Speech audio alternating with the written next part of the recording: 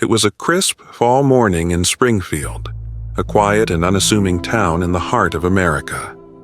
The streets were lined with golden leaves, and the townsfolk went about their day, unaware of the unexpected visitor about to arrive. Donald Trump, on a business trip, decided to stop for lunch at a local eatery in the town's center. Accompanied by his security detail, he walked into the bustling restaurant. The room fell silent as the patrons recognized him. Whispers filled the air, but Trump paid no mind. Instead, he found a small table near the window and sat down, observing the lively atmosphere around him. The restaurant was a hub of community life, with families, workers, and friends sharing meals and laughter. As Trump waited for his meal, he noticed a woman sitting at the table next to him. She was in her late 20s, with tired eyes and a worn expression. Across from her sat a young boy, no older than 6, enthusiastically drawing on a napkin with a dull crayon. The woman, however, looked lost in thought, occasionally glancing at the clock on the wall. One of the restaurant's servers, a middle-aged man with a kind demeanor, approached Trump with a drink. Leaning slightly, he spoke in a low voice. "Mr. Trump, that woman over there, her name is Liz. She works here as a server, but times have been tough for her. She's a single mom trying to make ends meet." Trump turned his attention back to the woman. Liz's hands trembled slightly as she sipped her coffee. Her clothes were neat but showed signs of wear. Intrigued, Trump called over the server again and asked him to invite Liz to his table. Liz hesitated when the server approached her with Trump's request. She glanced at her son, who looked up with wide, curious eyes. After a moment, she stood, straightened her apron, and cautiously made her way to Trump's table. "Hello, Mr. Trump," she said softly, her voice tinged with nervousness. "It's an honor to meet you."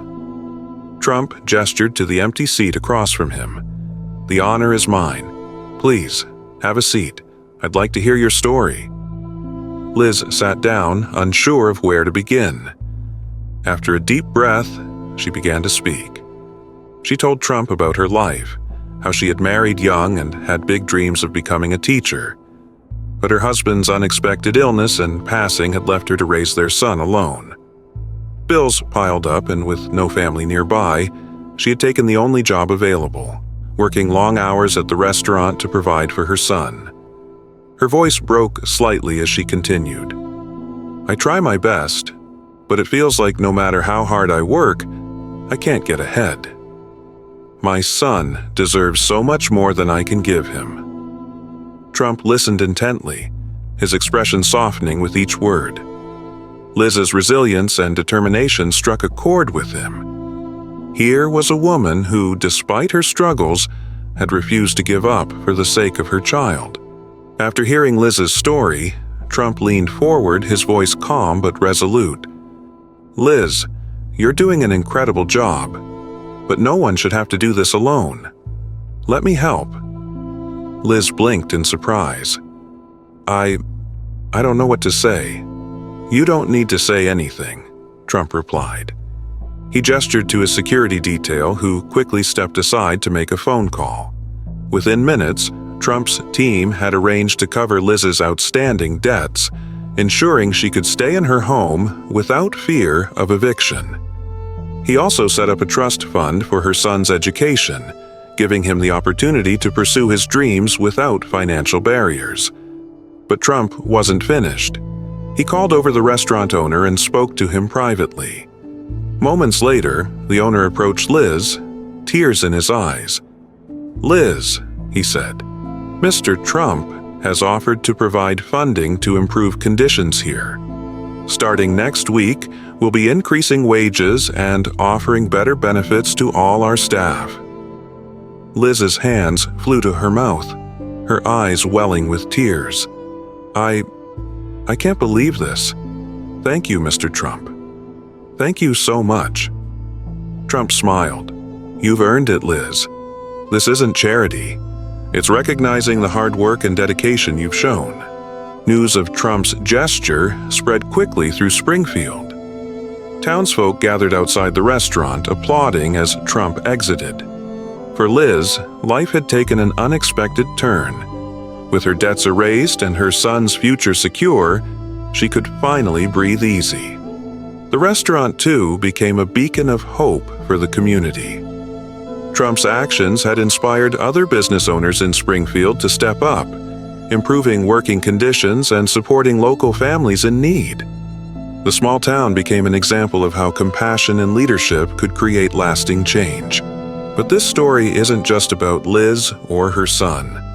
It's about all the single parents, the hardworking individuals, and the unsung heroes who fight battles we rarely see. It's a reminder that a simple act of kindness can ripple outward, touching countless lives. Trump's actions that day in Springfield showed that leadership isn't just about policies or speeches. It's about recognizing the humanity in others and acting when it matters most. Liz's life wasn't just changed by money or resources. It was changed by the knowledge that someone believed in her, that someone saw her struggles and chose to help. As we reflect on Liz's story, let's remember that opportunities to make a difference are all around us. Who in your life might need a helping hand, a kind word, or a moment of understanding? Small gestures can lead to incredible transformations. Now, we'd love to hear from you. What did you think of Liz's story? Have you ever witnessed or been part of an act of kindness that changed someone's life? Share your thoughts in the comments below. If this story moved you, don't forget to like the video and share it with someone who might need a little hope today. And if you'd like to see more stories like this, subscribe to our channel and turn on notifications so you never miss a new video.